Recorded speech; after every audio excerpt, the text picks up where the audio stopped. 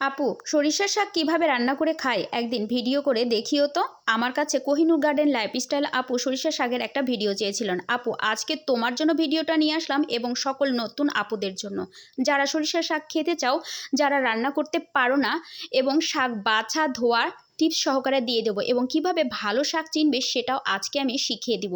যেটা আমি শাক কিনতে যাই, আজকে আমার অভিজ্ঞতাটা হলো, সেই অভিজ্ঞতাটাও তোমাদের সাথে শেয়ার করব। তো যাই হোক, এই তো শাকগুলা একটা একটা করে এইভাবে বাছতে হবে। এই পদ্ধতিটা তো সকলেরই জানা, তাই না? কাজ করতে করতে গেলে কিন্তু কাজের অভিজ্ঞতাটা নিজে নিজেই অর্জন হয়। এই তো শাকগুলা তো অনেক ফ্রেশ, সেটা দেখতেই পাচ্ছ। আর একটা প্রসেস হচ্ছে, ঠিক এই তো শাকগুলা কিন্তু আটি করা থাকে। আটি থেকে ধরে গলাটা মুখ ছিঁড়ে জাস্ট ভেঙে নেবে। শাকগুলা কিন্তু এত নাজুক থাকে, কি বলবো। আমার নাক দিয়ে আপু কি সুন্দর যে সরিষা শাকের ঘ্রাণ যাচ্ছে। যারা গ্রামের মেয়ে তারাই কিন্তু জানে যে শাকের কি সুন্দর একটা ঘ্রাণ হয় সরিষা শাকের।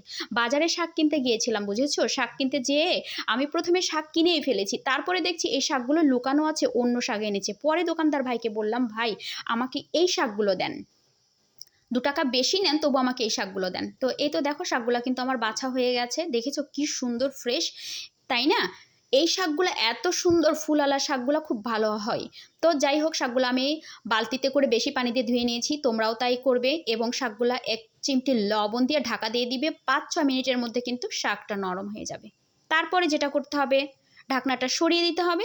সরিয়ে দেওয়ার পরে শাকটাকে উলট পালট করে নেড়ে দিতে হবে। সরিষার শাকটা কিন্তু ঝরঝরা হতে হবে। তবে অনেকে আছে শাক ঝরঝরা করতে যে শাকটা সিটকা করে ফেলে, সেটা কিন্তু করা যাবে না, তাহলে কিন্তু শাকের মজাটা থাকবে না। শাক ঝরঝরা হবে কিন্তু শাক অবশ্যই মোলায়েম হইতে হবে। আমার টিপস ফলো করলে শাক খেয়ে মজা পাবে। শাক রান্না করবে, একটু শুকনো মরিচ ভাজবো না, তাইলে কি আর হয়? তাই আমি একটু শুকনো মরিচ ভেজে নিলাম। আর শুকনো মরিচ ফোড়ন দিয়ে, রসুন ফোড়ন দিয়ে শাক ভাজলে যে কি দুর্দান্ত একটা ঘ্রাণ বের হয়, আশপাশ দিয়ে একেবারে ঘ্রাণে ভরে যায়। এই তো শুকনো মরিচ দিয়েছি, তারপরে রসুন দিয়ে দিলাম। তারপরে একে একে পেঁয়াজ, কাঁচামরিচ সব দিয়ে 1 চিমটি লবণ দিয়ে ভাজতে থাকবে। পেঁয়াজ কাঁচামরিচগুলো যখন মোটামুটি ভাজা হয়ে যাবে, হালকা বাদামি ধরতে লাগবে, তখনই ওই যে সিদ্ধ করে রাখা শাকগুলো উপর থেকে দিয়ে দিবে। তবে শাক রান্না করলে একটু ডাল রান্না করতে হয়, কারণ সরিষার শাক ডালের সাথে খেতেই বেশি ভালো লাগে। তাই আমি ওই চুলাতে একটু মসুর ডাল বসিয়ে দিয়েছি। রান্না করতে করতে আমার ছেলে আবার পরীক্ষার রুটিন নিয়ে এসে আমাকে দেখাচ্ছে কি কি দিয়েছে।